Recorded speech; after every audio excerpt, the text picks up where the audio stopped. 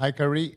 We didn't see you guys on court before Game 4, and we can feel this slight more tense atmosphere in the locker room before the Game 4. And now during the shooting practice, you were joking around, having fun, smile, uh, and we can feel that it's lighter right now. And I want to know how much lighter is the atmosphere among you guys, and how we could help during the game. Yeah, I don't want you to mistake us smiling and joking around with each other and being in practice, for a weakness or that we're not taking this any more serious than we were in Game 4. I just think we're here in Boston. We're just trying to settle ourselves. We had a meeting, just as a squad at the hotel where we went over film. So we're pretty locked in from there, and there was carryover into our early minutes in practice. And then when you guys come in, pretty much having fun. It's been this way since we were kids. We want to make sure we relish in this moment, don't take it for granted, and just ground ourselves here too. I think the last two games we were even more intense. When we were here in Boston, don't think we got as settled as we would have liked. So we just wanted to try some things a little different, a little bit more smiling, and then 24 hours from now, getting ready for all-out battle against this great Celtics team. Fourth row on your right, on the aisle.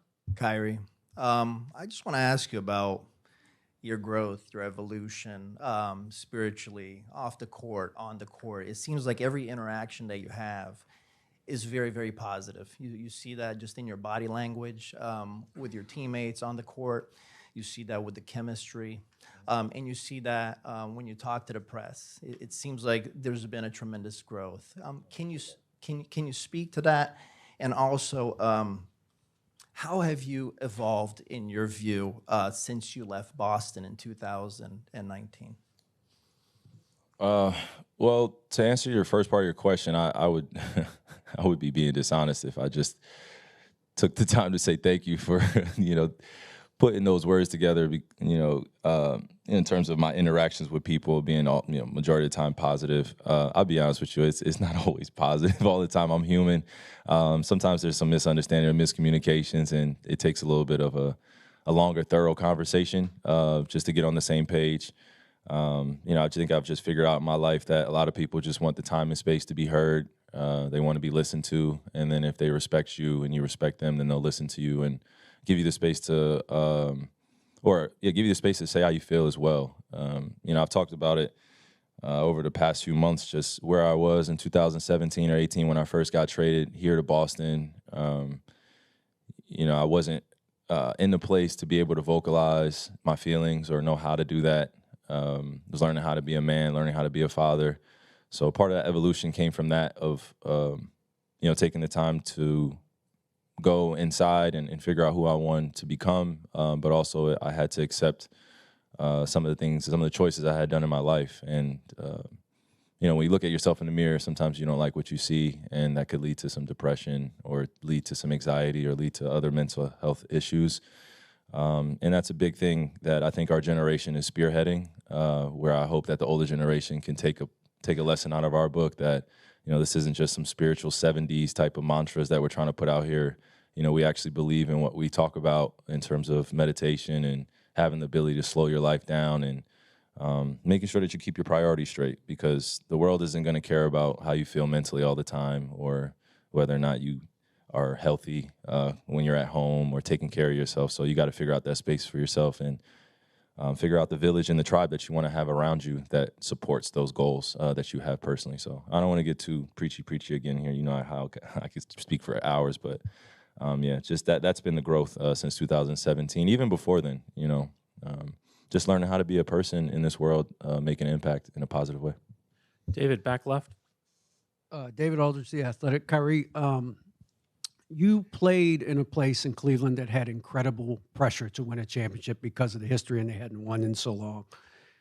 I wonder, though, what was different about when you came here because of the history of this franchise and the almost expectation of this franchise that every year you're supposed to win a championship here, and if you don't, it's a complete failure. When I look back on it, getting traded here, this wasn't one of my options. It wasn't like number one on my list.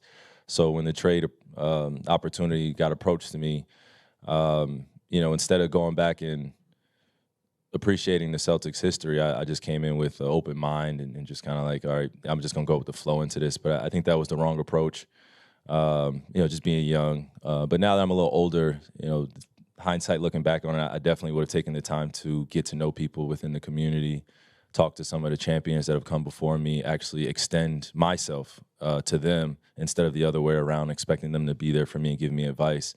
Because they've been through it. They have championship pedigree here. They've shown it for years. They're one of the most winningest franchise in all of sports. So you have to show your respects here. And I think that's what I struggled with initially, was figuring out how I'm going to be a great player here while winning championships, while also leading a team and selflessly joining the Celtics organization or the cult that they have here. And that's what they expect you to do as a player. They expect you to seamlessly buy into the Celtics pride, buy into everything Celtics, and if you don't, then you'll be outed. And I'm one of the people that's on the outs. I'm perfectly fine with that. You know what I mean? I did it to myself. They don't welcome me in with warm embrace, even though I know a lot of people in the organization and my friends still here, some of them.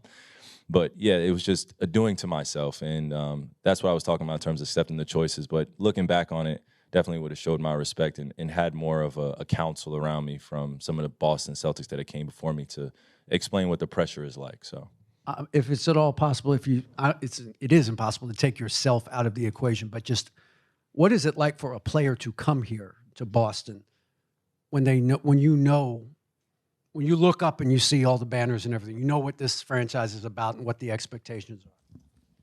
Yeah, I mean, you just expect to have a magnifying glass on you everywhere you go. I don't think Boston appreciates being kind of second class in New York in terms of the media capital world, but this is a media capital world as well. There's a lot of history here off the court, so the community is integrated into the Celtics team. That's probably the best way I could say it. The community is what makes the Celtics great here. The Boston pandemonium, that's what makes the space so loud and so special, and they take pride in it. So if any player is coming here, getting drafted here, or thinking about coming here free agency or getting traded here, I just think do your homework and make sure you know what you're getting yourself into. That's something I could offer. Dwayne, back left. Kyrie, what did you see out of Tim the other night and the looks that he got, and how does you guys make sure he get those same looks tomorrow night? Yeah, he was just playing with a liberation, about his within his game, and he came out knocking shots, and that's what we need from him, is just to stay confident, stay fluid, and he's been doing a great job with the young guys on the bench as well, keeping them engaged. And I think that's the next part of his evolution, including all of ours, is just continuing to be a better teammate, regardless if you're shooting the ball or not. And I think that helps reward you when you're doing those things. So, Tim? Kyrie, you talked about you guys as a team getting settled and not having been able to necessarily do that the first couple games. Given the circumstances here with, as you said, you being on the outs, how do you personally get yourself settled and get yourself to a place where you can perform at the level that they need you? Yeah, we'll just have to wait and see tomorrow, man. Change a few things up, be prepared for what I'm getting myself into. My teammates, most importantly, and not making this about me or getting into the energy with anyone else other than my teammates, and that's about it. Jeff, fourth row on the left. Jeff Zilgate, USA Today. Kyrie, it's a slight follow-up to what Tim just asked. I know you wanted to play well here, and maybe you indicated after the first two games maybe not up to your standards. So I wonder what's the balance between having the responsibility to do what you need to do, but without making it too pressure-filled?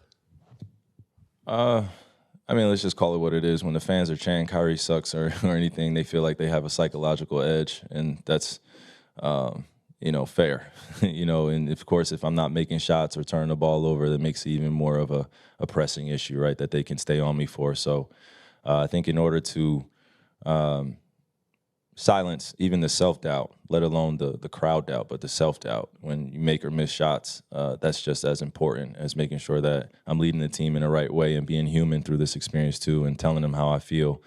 I've had a few teammates be in this building with me on wins and losses, so I know what it feels like for both, but I try to pay attention to the positive things that got us wins here early in my career, and then also thinking about the things I can learn from throughout the performances that I've had here where I didn't play up to par. So it's just being honest about it, and then also breathing through the experience and having fun with it. Tomer, last question on the left. Kyrie, Tomer Arizardo with The Athletic with Clutch Points. Excuse me. The other day, Phil Handy was on a podcast with Matt Barnes, and he talked about coming back from a 3-1 deficit and just winning those 3 games. Your mind just goes to, how do we win 3 of them? The task that you guys have before you, like, how do you break it down to not look at 4 games, 3 games, 2 games, just look at 1 game at a time? How does that process work for you? For me or our team? The team.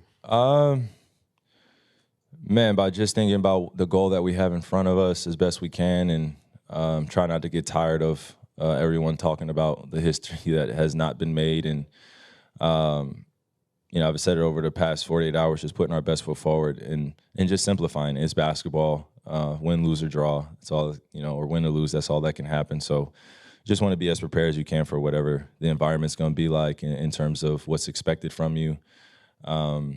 But I think what I'm sharing with my teammates now is just enjoy the moment, and we got a chance to accomplish one of our goals, which is to make it back to Boston. So we have another goal in front of us, and that's to make it back to Dallas. Thank you, Kyrie.